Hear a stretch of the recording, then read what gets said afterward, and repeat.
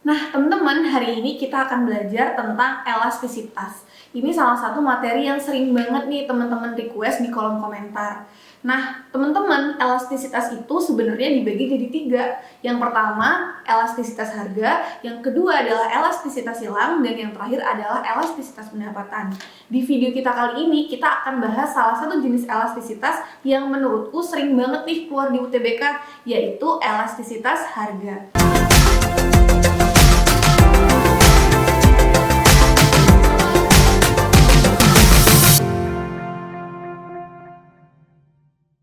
Assalamualaikum warahmatullahi wabarakatuh. Hai teman-teman, selamat datang di channel Privat Alfais. Hari ini ketemu lagi sama aku, Kanabilah. Berarti kita akan belajar TKA Soshum, yaitu ekonomi. Sebelum kita masuk ke materi kita di video kali ini, teman-teman boleh langsung like, subscribe, comment, and share video ini ke teman-teman kalian untuk bantu channel Pendidikan Indonesia. Oke, nggak usah lama-lama lagi, siapin alat tulis kalian, kita bahas materi kita. Let's go! Oke, kita langsung aja yuk ke pengertian elastisitas harga. Elastisitas harga adalah sebuah ukuran seberapa banyak pembeli atau penjual merespon terhadap perubahan harga pasar. Jadi sebenarnya teman-teman, elastisitas itu adalah sebuah materi atau sebuah konsep untuk mengukur respon penjual atau pembeli kalau misalnya terjadi perubahan harga. Contohnya gini teman-teman, misalnya nih suatu barang harganya Rp10.000, sekarang harganya berubah menjadi Rp12.000. Berarti kan harganya naik teman-teman sebanyak 20%. Nah, ketika terjadi kenaikan harga 20%, apakah konsumen berarti di sisi permintaan akan mengurangi jumlah konsumsinya lebih kecil atau lebih besar sih daripada 20%? Apakah responnya akan lebih besar berarti sangat responsif atau akan lebih kecil daripada 20% berarti tidak responsif ya? Sama dengan penawaran, apakah ketika harga naik, apakah si produsen akan menjual barang lebih banyak atau menjual lebih sedikit daripada 20% si perubahan harga tersebut? Nah, elastisitas harga sendiri teman-teman, dia punya 2 rumus nih. Yang pertama, rumusnya adalah E, D atau S, maksudnya adalah elastisitas bisa jadi demand ataupun supply. Rumusnya sama teman-teman antara elastisitas harga permintaan dan elastisitas harga penawaran. Rumusnya adalah delta Q persen dibagi delta P persen. Nah, keterangannya adalah delta Q persen adalah persentase perubahan kuantitas. Karena di sini Q ya teman-teman berarti perubahan si jumlah yang diminta atau si jumlah yang ditawarkan. Selanjutnya adalah persentase perubahan harganya teman-teman.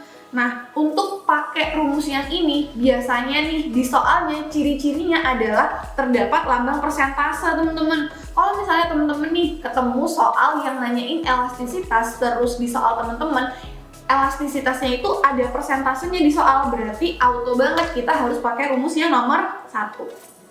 Selanjutnya kita punya rumus yang kedua. Rumus yang kedua yaitu adalah delta Q per delta P dikali P1 dibagi Q1.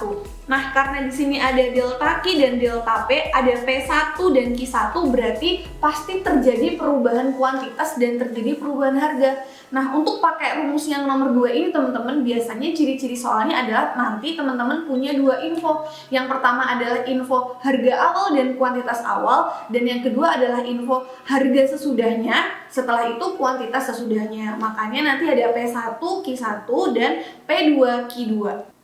Oke, kita lanjut ke klasifikasi elastisitas harga. Nah, di klasifikasi elastisitas harga ini teman-teman, kita punya 5 jenis elastisitas. Yang pertama adalah elastis, di mana koefisiennya adalah lebih dari 1. Yang kedua adalah inelastis, di mana kurang dari 1. Unitary elastis itu sama dengan 1. Elastisitas sempurna sama dengan tidak terhingga, sedangkan inelastis sempurna adalah sama dengan 0. Contohnya nih teman-teman, kalau misalnya barangnya elastis, berarti kalau misalnya dia disebut sebagai barang yang elastis, itu tandanya adalah permintaan atau penawaran tersebut itu sangat responsif atau cenderung responsif terhadap harga. Misalnya contoh nih teman-teman beli Android baru harganya misalnya turun sekitar 10%, tapi ketika penurunan 10% aja itu bisa menambah jumlah permintaan terhadap Android itu lebih besar daripada 10%, misalnya 20% atau 25%. Karena contoh barang-barang yang termasuk klasifikasinya adalah elastis adalah barang mewah, teman-teman. Bisa aja HP Android atau misalnya motor, mobil, dan yang lain-lain. Yang kedua adalah inelastis. Dari namanya nih, inelastis berarti bisa diartikan sebenarnya tidak elastis atau kurang elastis. Nah, berarti kalau permintaan dan penawaran itu inelastis berarti tidak terlalu responsif terhadap harga. Contohnya adalah kebutuhan pokok dan hasil tani. Contohnya gini deh teman-teman, kalau misalnya nih ternyata harga beras naik 50% nih, harga beras naik 50%. Kan kita nggak mungkin ya tiba-tiba kita mengurangi konsumsi kita jadi langsung berkurang 50%, pasti kita berkurangnya sekitar cuma 20% atau 30%. Logikanya kenapa? Karena beras itu adalah kebutuhan primer, teman-teman. Bener banget. Kalau kebutuhan primer kan berarti kita mau nggak mau walaupun harganya naik ataupun turun kita harus tetap beli. Makanya ketika ada perubahan harga, perubahan permintaan sama penawarannya itu dia tidak responsif atau dia berubahnya tidak banyak. Kenapa? Karena pasti harus dijual dan juga pasti harus dibeli. Selanjutnya adalah unitary elastis. Nah, unitary elastis ini contohnya adalah barang-barang sekunder. Biasanya koefisiennya itu sama dengan 1. Lanjut ke elastisitas sempurna. Nah, elastisitas sempurna nih dari namanya elastis yang sempurna. Berarti sangat amat elastis atau permintaan dan penawarannya itu sangat amat responsif terhadap harga. Bahkan koefisiennya itu adalah tidak terhingga, teman-teman. Contohnya adalah BBM. Logikanya gini teman-teman, BBM bahkan ketika harga BBM tetap aja, price-nya nggak bertambah atau berkurang nih. Biasanya BBM itu setiap hari permintaannya akan terus bertambah. Bahkan itu ketika harga permintaannya itu tidak berubah ya teman-teman. Bayangin kalau misalnya nih harga BBM tambah murah, berarti kan pasti nih permintaan terhadap BBM bener-bener bakal meludak. Kenapa? Karena BBM itu kalau untuk sekarang yang pertama dia tidak punya barang substitusi ya teman-teman. Pasti semua orang kalau misalnya dia mau, misalnya nih kita punya alat transportasi misalnya motor, kita pasti harus belinya adalah BBM ya. Makanya dia sangat responsif terhadap harga. Bahkan ketika harga berubah dia sudah sangat responsif gitu teman-teman. Makanya koefisiennya biasanya adalah tidak terhingga. Selanjutnya adalah inelastis sempurna. Dari namanya inelastis berarti tidak elastis ya teman-teman. Sangat amat tidak elastis dan koefisiennya adalah sama dengan 0. Contohnya adalah garam dan bumbu dapur. Misalnya nih garam, tiba-tiba garam satu bungkus harganya Rp2 aja deh. Yang misalnya tadi satu bungkus harganya Rp500. Nah tapi kan cuman karena harganya berubah jadi Rp2, nggak semena-mena dong. Misalnya nih si konsumen tiba-tiba tadinya konsumsi garam yang misalnya seminggu itu satu bungkus atau sebulan satu bungkus, tiba-tiba karena harganya murah banget jadi Rp2, jadi misalnya sehari satu bungkus. Nggak mungkin ya teman-teman. Makanya ketika harganya naik atau turun, barang-barang atau permintaan dan penawaran yang tergolong inelastis sempurna itu biasanya responnya sangat kecil. Kenapa? Karena biasanya barang-barang seperti garam dan bumbu dapur itu kita makainya sesuai takaran ya teman-teman. Walaupun harganya murah banget, kita nggak harus belinya banyak banget. Nah, klasifikasi elastisitas ini dari elastis, inelastis, unitary, elastisitas sempurna, dan inelastis sempurna itu bisa digambarkan menggunakan kurva teman-teman. Oke, kita langsung aja nih, kita mau belajar tentang penggambaran kurva dari elastisitas yang udah kita bahas. Nah, rumusnya adalah teman-teman, semakin elastis suatu permintaan ataupun penawaran, berarti kalau nggak elastisitas sempurna, maka kurvanya akan semakin landai teman-teman. Bisa aja aku gambar seperti ini.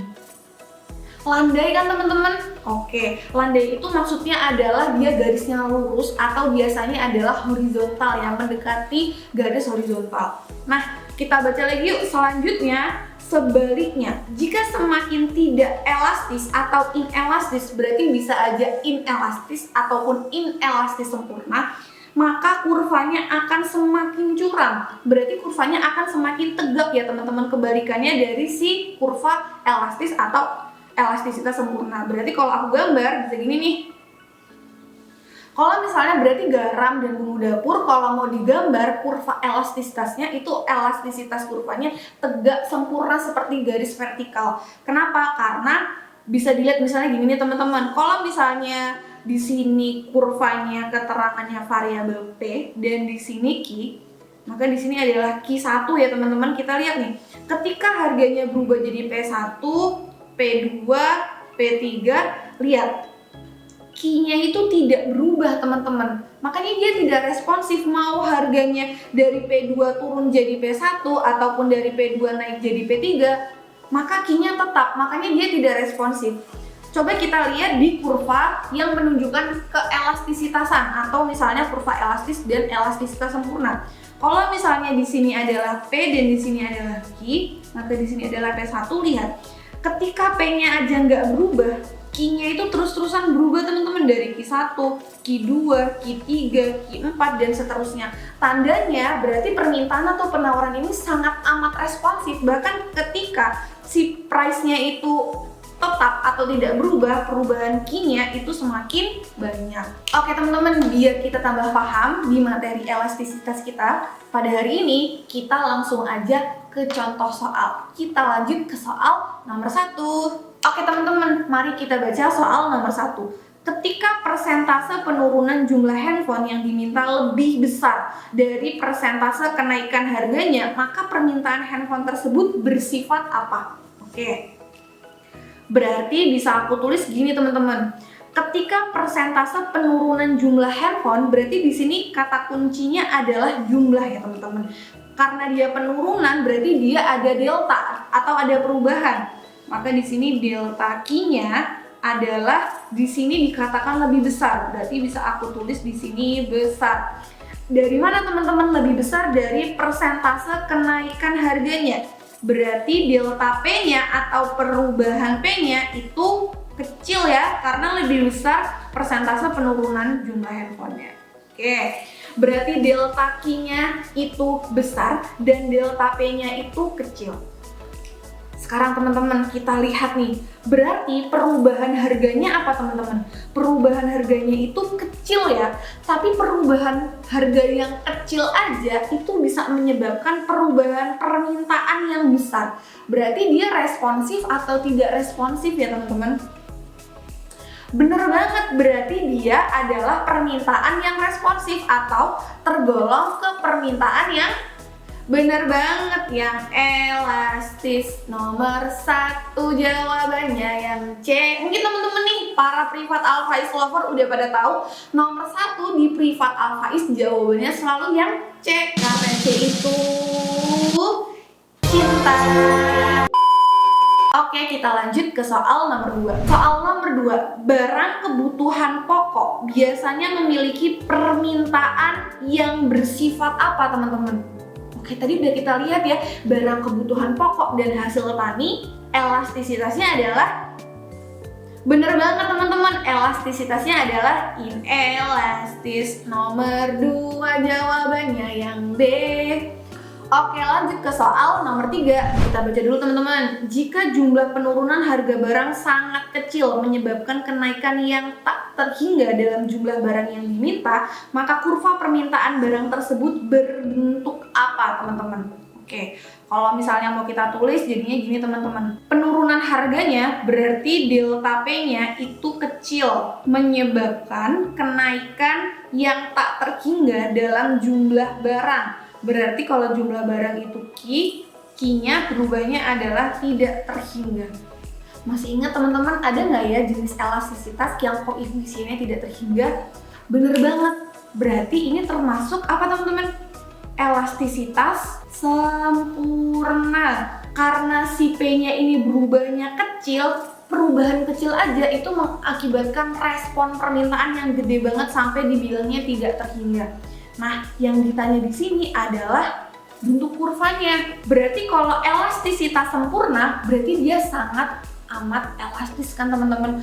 Kalau permintaan elastis aja, itu kurvanya landai atau kurvanya mendekati garis horizontal. Tapi kalau dia dikatakan sempurna, berarti dia landai banget, alias dia benar-benar horizontal teman-teman. Berarti kira-kira nih nomor 3 kurva permintaan barangnya berbentuk apa ya? Bener banget, berbentuk horizontal. Nomor 3 jawabannya yang D. Lanjut ke soal nomor 4. Diketahui kurva penawaran barang X adalah, bisa dilihat ya teman-teman. Oke. Ini adalah tipe soal pilihan 1, 2, 3, 4. Nah teman-teman, karena udah mau UTBK nih teman-teman harus juga nih belajar cari-cari tahu jenis-jenis soal UTBK itu seperti apa ya teman-teman. Salah satunya ada soal uraian nih 1, 2, 3, 4, di mana pilihan A berarti nomor 1, 2, 3 benar, yang B 1, 3 benar, yang C 2, 4 benar. Kalau jawab D berarti yang benar nomor 4 aja, dan kalau pilih yang E itu berarti semua pernyataan benar. Coba kita lihat, yang pertama penawaran bersifat elastis. Bener nggak teman-teman? Kalau kita lihat nih kurvanya ini cenderung landai atau cenderung curam ya? Bener banget, cenderung landai karena dia mendekati garis horizontal, berarti benar. Penjualan tidak responsif terhadap harga. Kalau elastis kan berarti dia harus responsif ya. Kalau tidak responsif tuh berarti namanya bener banget ini elastis, berarti salah. Berarti kalau pernyataan pertama benar, pernyataan kedua salah, ini auto banget, pasti itu jawabannya cuma satu opsinya, yaitu yang benar pernyataan 1 dan pernyataan 3, di mana jawabannya adalah yang B. Coba kita lihat apa benar ya pernyataan yang ketiga ini. Elastisitas harga penawaran lebih dari 1. Bener ya teman-teman, kalau elastis berarti koefisiennya lebih dari 1. Kalau pernyataan 1 dan 3 benar, maka nomor 4 jawabannya yang B. Oke, kita lanjut ke soal nomor 5.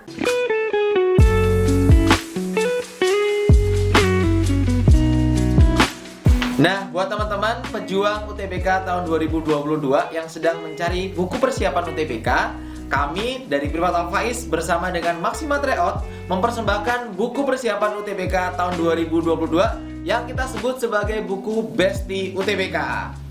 Nah, di buku Besti ini terdapat buku TPS, ada buku Sosum, dan terakhir ada buku Saintek. Di buku Besti UTBK ini, kalian bisa mendapatkan soal-soal asli 10 tahun terakhir dari tahun 2012 hingga tahun 2021 yang terbaru. Selain lengkapnya tadi, teman-teman juga bakal dapat paket prediksi untuk kalian jadikan latihan untuk persiapan UTBK tahun 2022 tentunya. Nah, selain itu kalian bakal dapat bonus. Yang pertama dapat tryout UTBK dan juga dapat motivasi serta info PTN, dan terakhir kalian juga bakal dapat atau kalian bakal masuk di grup belajar bersama, grup Telegram. Sekarang kita akan coba lihat isinya. Yang pertama untuk TPS terdapat penalaran umum, pengetahuan kuantitatif, pengetahuan dan pemahaman umum, pemahaman bacaan dan menulis, dan ada juga subtes bahasa Inggris. Nah, ini adalah beberapa isinya.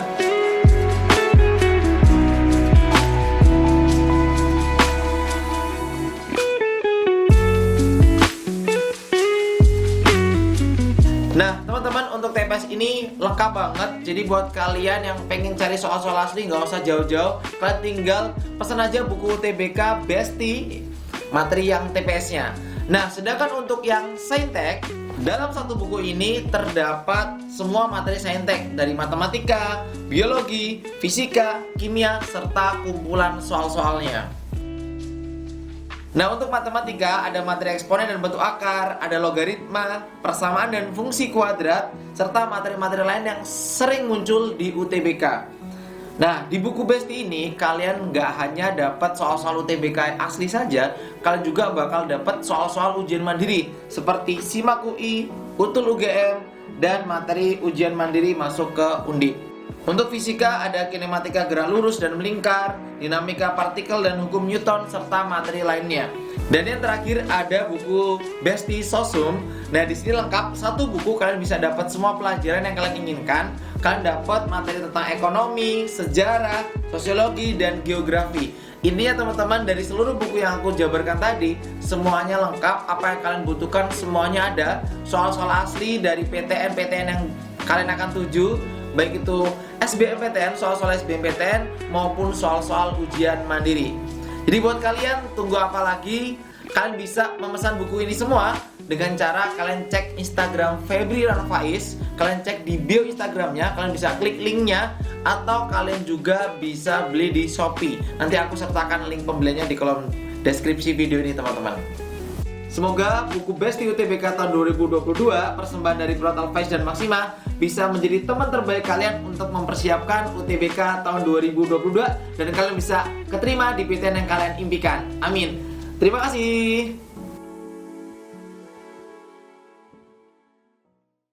Jika harga daging ayam mengalami peningkatan 22% disertai dengan penurunan kuantitas yang diminta 25%, maka permintaan terhadap daging ayam itu elastisitasnya apa sih teman-teman? Oke, teman-teman harus ingat kita punya dua jenis rumus elastisitas harga. Rumus yang pertama yaitu rumus yang pakai persentase, dipakai kalau di soalnya teman-teman ada muncul persentase. Yang kedua, rumusnya dipakai kalau di soal teman-teman ada dua info, P1 dan Q1 dan P2 dan Q2. Nah, di soal nomor 5 di sini muncul persentase ya teman-teman. Berarti auto nih kita pakai rumus yang nomor 1. Bener banget, kita tulis dulu rumusnya. Rumusnya adalah delta Q persen dibagi delta P persen. Kita lihat jika harga daging ayam mengalami peningkatan 22%, berarti ini delta Q atau delta P ya?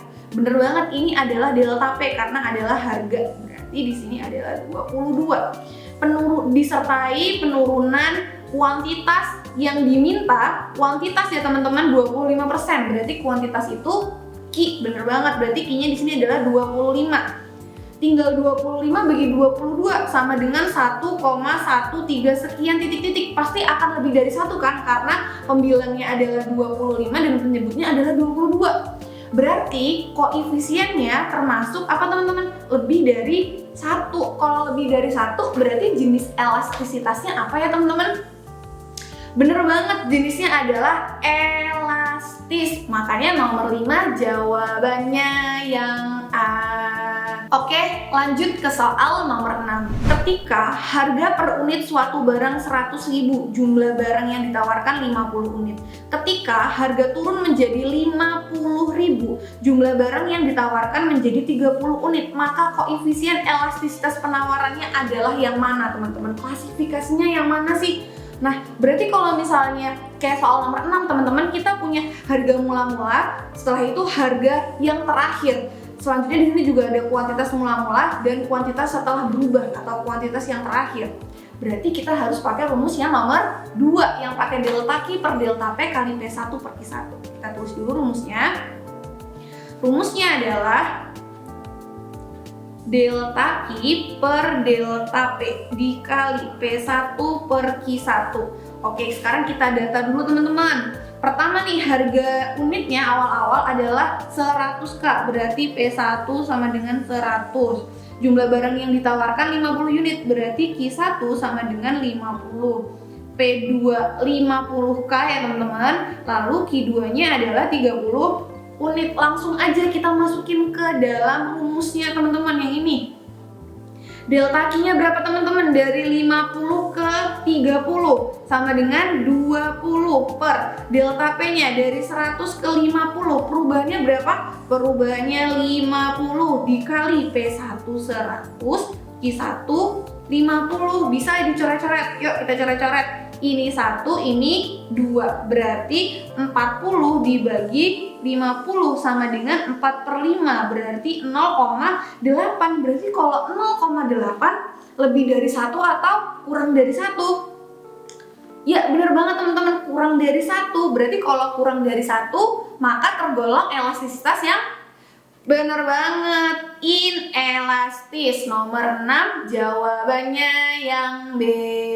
Oke teman-teman, aku masih punya satu soal latihan untuk teman-teman kerjakan di rumah. Boleh banget teman-teman kalau misalnya mau download link soalnya di link deskripsi video ini. Jangan lupa untuk like, subscribe, komen, dan share ke teman-teman kalian biar membantu channel Pendidikan Indonesia untuk terus tumbuh.